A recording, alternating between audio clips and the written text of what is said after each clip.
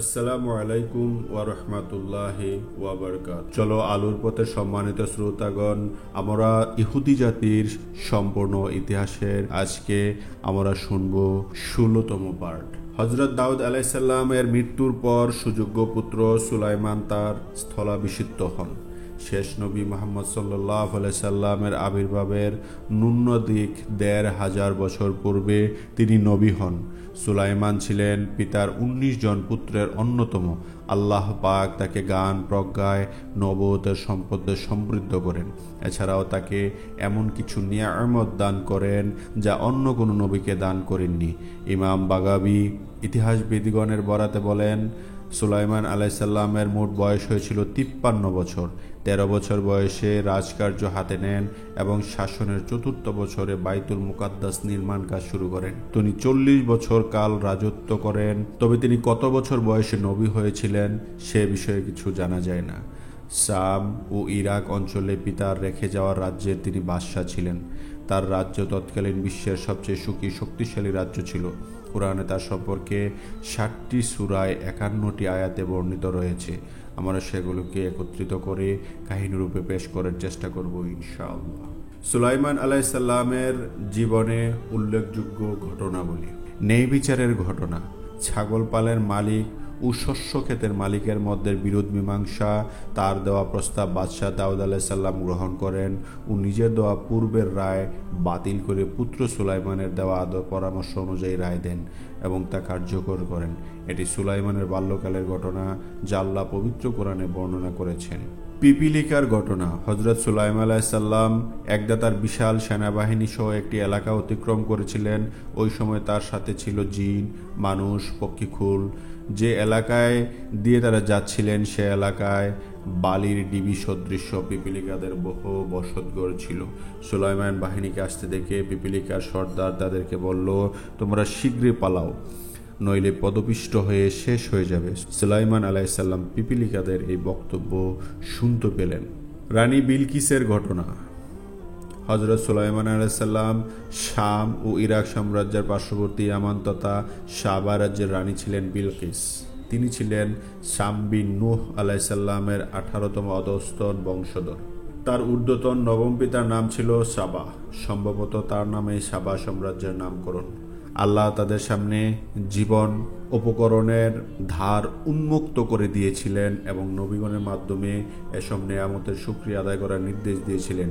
কিন্তু পরে তারা ভোগ বিলাসের মত্ত হয়ে আল্লাহর অবাধ্য হয় এবং সূর্য পূজারী হয়ে যায়। ফলে তাদের উপরে প্লাবনের আযাব প্রেরিত হয় এবং সবকিছু ধ্বংস হয়ে যায়। আল্লাহ সূরা সাবা ১৫-১৭ আয়াতে এই সম্প্রদায় সম্পর্কে আলোকপাত করেছেন।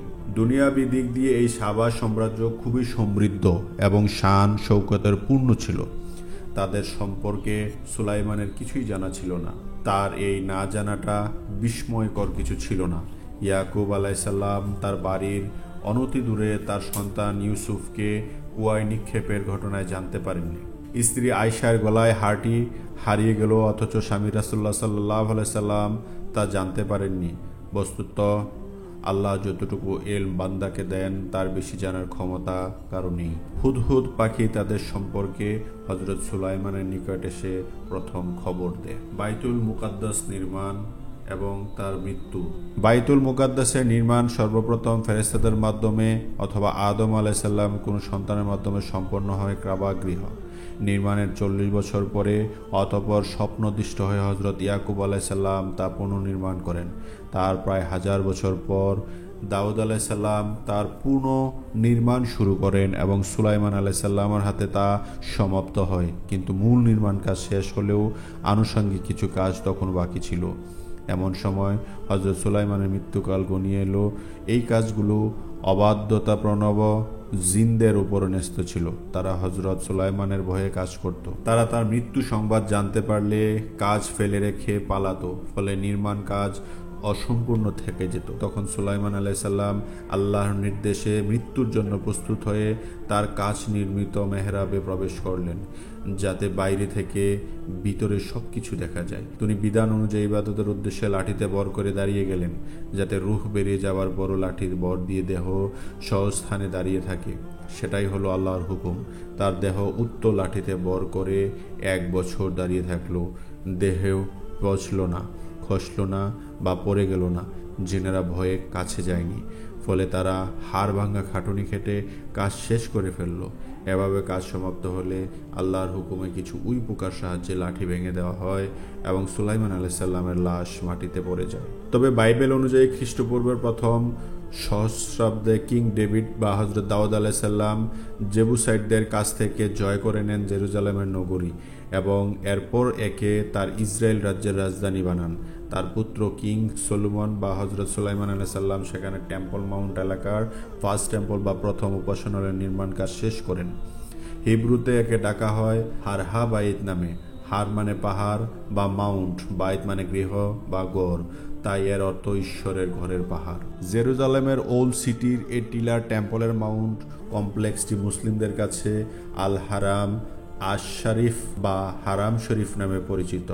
মক্কার মসজিদুল হারামকেও একই নামে ডাকা হয়, আবার আল হারাম আল কুদস আল শরীফ নামে পরিচিত।